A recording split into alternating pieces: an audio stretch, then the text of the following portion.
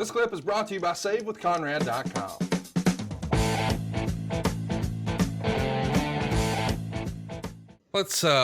Let's talk about some news and notes that make the Observer in mid-July. The end of a mythical era in WWF came to an end on Wednesday when President Jack Tunney resigned, at least according to WWF Storyline.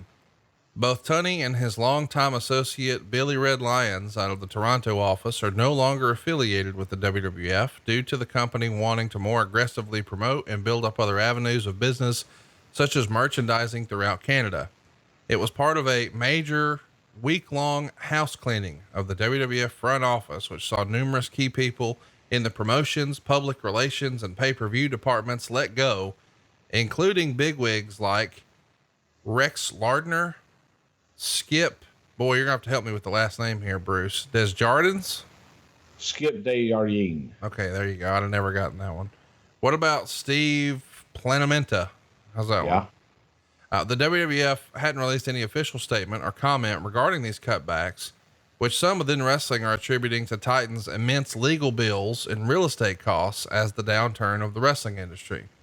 While there are no figures available that I'd consider reliable enough to print as far as King of the Ring, within wrestling, it is widely being said it was the lowest buy rate in company history, and those within the company have termed both the apparent lack of buys and the poor choice or poor show as a major wake-up call to the promotion. The company will now open up a new Canadian office, which will be headed by Carl DeMarco, the former business agent of Bret Hart. Tunney and Lyons had run the WWF operations in Ontario since '84, when Tunney had a falling out with Jim Crockett Jr. and ended his business relationship with the Crockett office. Tunney, whose Uncle Frank was a legendary promoter during the heyday of Toronto, where crowds would routinely flock to 15,000 or more at the Maple Leaf Gardens every other Sunday afternoon for 12-match shows headlined by 3-minute main events by the Sheik, had taken over the business when Frank passed away. Frank Tunney and Vince McMahon Sr. were longtime friends, and both men and even their wives took wrestling vacations together. So a big shakeup. Most of these names are not going to be familiar to us fans, with the exception of Jack Tunney. I mean, he was the figurehead president of the company or head of the company for, it felt like, my entire life up to this point. I guess he was. But I guess maybe the bigger shakeup are some of these other names. What can you tell us about Steve, Rex, or Skip? Not much. I mean, they were three guys in the office that not really much to them. Steve was the PR guy. Rex was like marketing and PR, just kind of revamping of that particular department. And as far as Jack Tunney goes, it was a strategic move for Canada. Jack wasn't necessarily interested in promoting all of Canada, especially on the West End, Vancouver, Calgary, places like that Jack wanted to do Toronto. Jack wanted to do Toronto in his area, and that was it. The offer was made to Jack to work with us and to continue working with us and be a part of the company, and that wasn't something that Jack was interested in doing if he didn't have all of Toronto. And it was no different than any other place that we had co-promoters in. That, look, we were changing the way that we do business, and Jack didn't want to be a part of that change and felt it was better for him to leave rather than stay around and participate in something that he didn't want to do. What does that mean? Participate in something he didn't want to do? Jack didn't want to promote anyplace else other than Toronto. Jack didn't want to go to Vancouver and promote shows, or Montreal and all those other places. Jack just wanted to stay in Toronto. So he didn't want to be a part of anything else and just wanted to have his own little area there, Hamilton, Ontario, and things like that. So I guess my question is, I'm interested in doing more. I'm not asking this to be stupid, but help me out, because I don't understand. What other option does he have? Like, if this is his primary, was this his primary income? Like, it's not like at this point WCW is going to start running Toronto, or did he think maybe since they had Hogan they would? I don't know really what his thinking was, but it was. I also think that Jack was pretty well off and didn't need it. He had a very successful career, and it was something that he wasn't looking to, necessarily do for the rest of his life. And maybe at that point, he just wanted to retire too. And this kind of helped nudge him in that direction. Well, let's talk about how Carl DeMarco gets the gig. We're familiar with him. We saw him through some of those late 90s, early 2000s documentaries. If you were a fan, I'm sure you saw some of those references, and he's going to become a name that at least a lot of us were familiar with. But I saw here, he's the business manager of Bret Hart. That's how you guys were first introduced to him.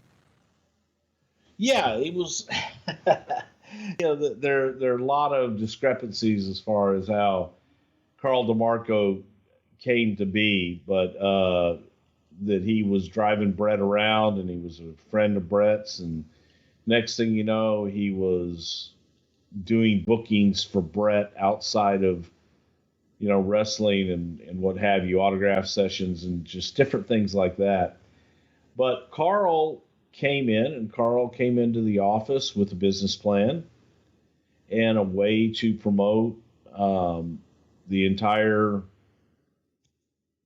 country of Canada.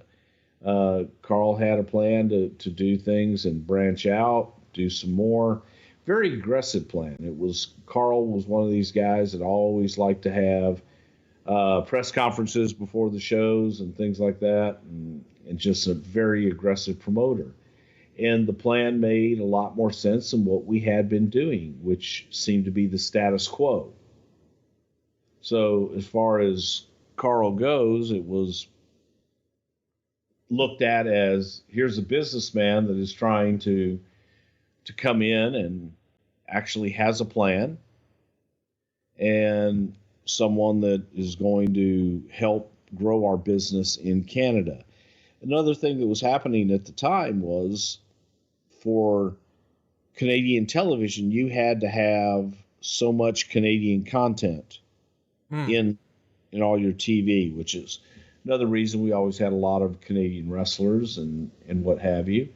But this also, we put an office in Canada that promoted, and that was our place of business for Canada. It wasn't Connecticut anymore. So that was another thing. Jack didn't want to go into an office every day. So that's, pretty much the gist of it, is that we were setting up shop in Canada, and Jack wasn't really too thrilled about setting up shop. Let's take a minute and just talk about the Tunney relationship. I mean, knowing that Frank Tunney and Vince McMahon Sr. were so tight, does Vince feel some sort of obligation to keep that going? We've often heard that quote unquote junior, and he's not really a junior, but the Vince that we all know really looked after folks who meant a lot to his dad. And I realize that this is the son of that person, but I guess that only carries you so far. Or did he really struggle with, man, this has been part of our family business for so long, I'm really not sure what to do here? I mean, previously, he had worked for or done some stuff with Crockett, so it's not like they had always been together. Talk me through that. Well, I think that it just is a changing in times, and at some point, you have to change. Yeah, you have to change or you die. And it was that time.